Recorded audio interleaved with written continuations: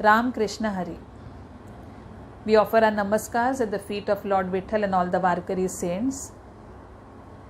We have come to the second last of the Tatiche Abhang by Sant Muktabai, and in this Abhang too, in her usual forthright manner, Muktai has come down very heavily on all those fake spiritual masters who, in the name of religion, in the name of spiritual upliftment, are actually misleading people and leading them into more darkness. She, through this Abhang, is trying to tell us how to identify a true bona fide spiritual master.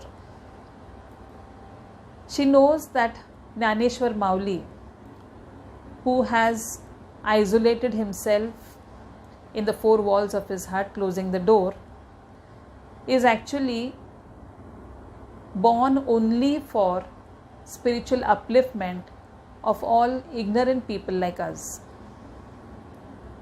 She calls him a sadhu and a saint in the same breath. But modern day philosophers address a sadhu as being with spiritual capability and a saint as having spiritual power.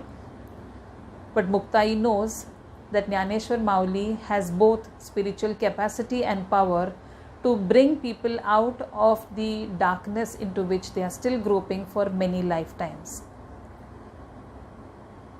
She talks of all those people who make a show of being renunciates, and let's see what words she uses and how she expresses her sentiments.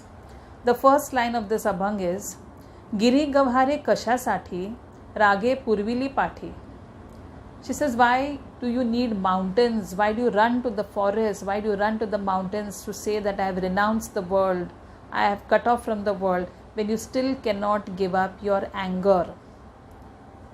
Your anger is still chasing you, and you have already been entering into forest and mountains saying that you have given up, you have cut off from the world. You have not actually cut off from the world in the true sense, because you have not been able to give up a very important emotion of a human being, and that is anger. So when you cannot give up anger, wherever you go, whether to the forest or the mountain, it makes no sense. So kashasati, for what are you going to the mountains and forests when you are not been able to get rid of that anger within you? The second line she says, Aisa nasava sannyasi parmarthacha joka dveshi. There are so many godmen, we see them even in modern times, but there are so many godmen, so-called godmen, who make fun of the creator. There are people who call themselves sannyasis, who call themselves as spiritual leaders, but make fun or talk ill about the creator. So she says, Aisa nasava sannyasi. Sannyasi is not like that. He does not get angry, or he is not going to speak ill of the creator. Paramartha means the creator. He does not have any dvesh towards him. Dvesh means he does not have any jealousy or an anger or a type of resentment towards him. He said, how can someone be a sannyasi and say that I resent God, I hate God? You cannot do that. But there are people, and we hear them even in recent times, they feel it is a way of being modern, that you deny creator, you deny God, and you feel that you have come up on your own. So she says, how can you be called a sannyasi? She is asking this question very forthright to all those people who believe themselves to be spiritual masters, but in fact are not. The third line she says, Ghar bandhile dongari vishya hinde darodari. These people say they have gone to the mountains and they are cut off from the world. But over there, what do? That is called Sanchai or Sanchit Sannyas. Sanchai Sannyas means where a person goes away from his home and goes there and starts a settlement of his own. There was a certain guru who wanted to take a test of his disciples. So one of his disciples, he took him to the forest and told him, you have to be here and do your penance. I will come and meet you after 12 years. The disciple said, very fine. He prostrated at his guru's feet and he stayed there. He sat into meditation. He sat for meditation for some time. And then he found that after some time he started feeling a little hungry. He looked around, he couldn't find anything. He plucked some fruits which were there available in the forest, ate it and slept the night on a small piece of cloth that was given to him. The morning when he got up, he found that the cloth on which he was sleeping was bitten by a rat. So he said, oh God, even this cloth also will not be possible for me. Now I cannot even have a cloth for myself, for my protection. So the menace of the rat can only be solved if I have a cat. So from somewhere he goes down from the forest to the village side, manages to bring a cat from there and keeps the cat so that the menace of the rat is over. So he is now free from the menace of the rat, but the cat mews very, very badly because it is hungry. So he says, oh, I've got to feed the cat. So he again goes down to the village, begs for some milk and comes back with the milk for the cat. The cat drinks the milk and this is his routine every day. Every day he has to go down to the village, beg for some milk, come back and again feed the cat for it. So whether he feeds himself or not, he has to feed the cat. Now at that time one of the villagers suggests that, master, instead of coming every day for milk, why don't you get a cow? We'll give you a cow. You keep the cow with you. He says it's a fine idea. So the villagers donate a cow to this man. He brings a cow to the forest and he keeps the cow tied to a tree. Every morning he milks the cow, provides that milk to the cat. The cat drinks it. Menace of the rat is also not there. Now it rains. So he manages to sleep under a small shed, but he feels bad for the cow. So he builds a small shed for the cow that converts into a small hut after some time. Now he's got a house, he's got a cow, he's got a cat and he's got shelter all over. Then he realizes that the cow has to be taken care of, and because of his meditative practices which his guru has instructed him to do, he is not able to take care of both the cat and the cow. So then one of the villagers who has come to the forest to cut wood, he realizes his problem and he says, I have a daughter who's of marriageable age. I can get her married to you. She will take care of the house as well as of the cat, cow and yourself. The young man agrees to it, gets married. Now after a year or two he gets a child. Time passes and 12 years later his guru comes there. His guru comes searching. He says, where is that young man who had left here? He must have been quite renowned in his meditative practices. He searches around here and there and then he finds a house and he finds this disciple sitting there with a child on his lap. He said, what are you doing here with this child? How come all this? So the young disciple puts his head down in shame and says, sir, I accumulated all this in the name of doing my penance for 12 years. The Guru says, this is what is called Sanchay Sannyas.